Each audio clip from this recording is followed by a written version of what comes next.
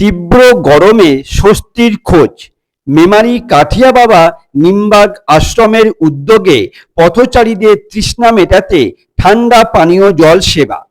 জ্যৈষ্ঠের তীব্র দাবদাহে পুড়ছে শহর থেকে শহরতলি, পারদ চড়ছে প্রতিনিয়ত, সাথে যুক্ত হয়েছে অস্বস্তিকর আর্দ্রতা। এই অসহ্য গরমে সাধারণ মানুষ, বিশেষ করে পথচারী, দিনমজুর ও শ্রমজীবী মানুষের নাভিশ্বাস ওঠার জোগাড়। এই পরিস্থিতিতে সাধারণ মানুষের স্বস্তি দিতে এবং হিটস্ট্রোকের হাত থেকে রক্ষা করতে আয়োজিত হলো জলসেবা। সোমবার বেলায় পূর্ব বর্ধমান জেলার মেমারি শহরের প্রাণকেন্দ্র বামুনপাড়া মোড়ে মেমারি কাঠিয়া বাবা নিমবাগ আশ্রমের উদ্যোগে পথচারীদের তৃষ্ণা মেটাতে ঠান্ডা পানীয় জলের সেবার আয়োজন করা হলো। আশ্রমের গুরুজি স্বামী সদ্রূপ দাস কাঠিয়া বাবা মহারাজের তত্ত্বাবধানে আয়োজিত এই জল সেবায় অজস্র ভক্তগণ উপস্থিত থেকে পথচারীদের সেবা দিলেন। এদিন বামুনপাড়ার মোড়ে জল সেবা চলাকালীন সেবা কার্যে অংশগ্রহণ করেন বিশিষ্ট সমাজসেবী তথা কাটোয়া সাংগঠনিক জেলার বিজেপি সভানেত্রী স্মৃতিকণা বসু। তিনি বলেন, তীব্র গরমের এই মরশুমে তৃষ্ণার্তের মুখে জল তুলে দেওয়ার চেয়ে বড় পুণ্য আর কিছু হতে পারে না।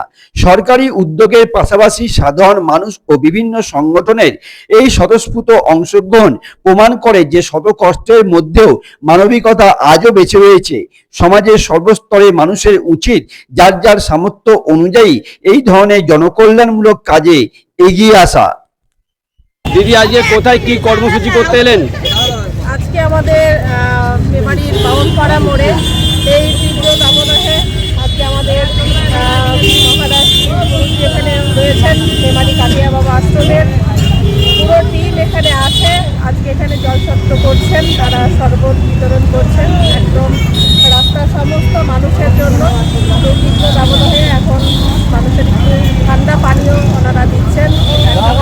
আজ আমি এখানে অংশগ্রহণ করতে পেরে নিজেকে মানে ধন্য মনে করছি যে আজকে এরকম কাজ একটা প্রশংসা দিয়ে ছোট করা হবে।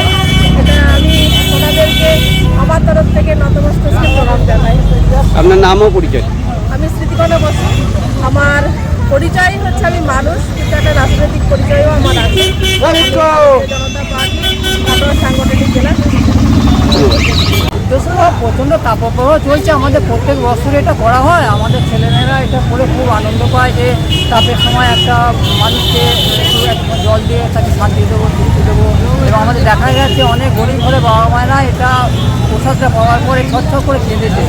তাদের ঘরে বলেছে যে বাবা মা বা মাগো আমাদের এরকম কেউ আগে কোনোদিন দেয়নি, তো সেইটাই ভালো লাগে। আজকে আপনাদের জলছত্র অনুষ্ঠানে দেখলাম বিজেপির কাটোয়া সাংগঠনিক জেলার সভানেত্রী স্মৃতিকণা বসু নিজে থেকে জল সেবা দিলেন সকলকে। কি ভাবছেন এই বিষয়টিকে নিয়ে?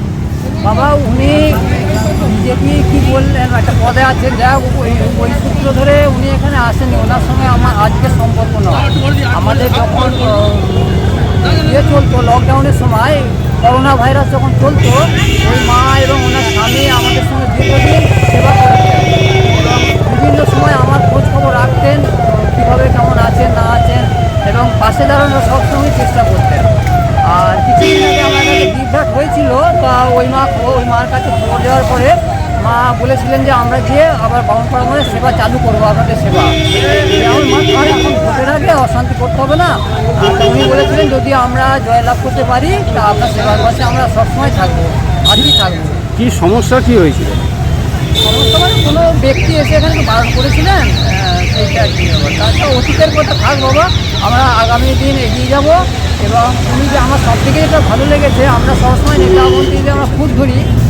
আজকে আমরা অনেক সময় দেখাও গেছে আজকে জনগণের ভোটেতে আজকে একটা চেয়ার পাওয়া যায়, কিন্তু পরবর্তীকালে জনগণকে তারা ভুলে যায়, ভুলে গিয়ে তাদের নিজেদের মুক্তি ধারণ করে। এগুলো ম্যাক্সিমাম ফাইন হয়েছে আজ পর্যন্ত। তো এই মাকে দেখে আমার ভীষণ ভালো লাগলো যে মাকে জিজ্ঞাসা করেছিলাম যে মা ওই রোদের মধ্যে তুমি দাঁড়িয়ে পড়বে, তো একটা পাল খাটাবো নাকি? উনি বললেন না, ওসব আড়ম্বরের দরকার নেই গো, মানুষ ওই পয়সাটা মানুষের কাছে যাক, মানুষের পয়সা আপনাদের হাতে মানুষের কাছে যাক, ওইটা আমাদের শান্তি। আগেকার দিনে তো কত বিপ্লবীরা কত কষ্ট করেছেন, তা আমরা এই সময় একটু কষ্ট করতে পারবো না? আর আমি তো ভালো উদ্দেশ্যে নিয়ে যাচ্ছি। মাকেও ধন্যবাদ। আগামী দিনে সনাতন ধর্মকে রক্ষা করুক, মানুষ মানুষের পাশে থাকুক, এই সনাতন ধর্মের লক্ষ্য। ক্ষমা, দয়া, সরলতা, সত্য, সৎ কর্ম নিয়ে থাকুক, এইটাই সনাতন ধর্মের ধর্ম এবং সেই ধর্ম যেন সবাই পালন করে। ধন্যবাদ।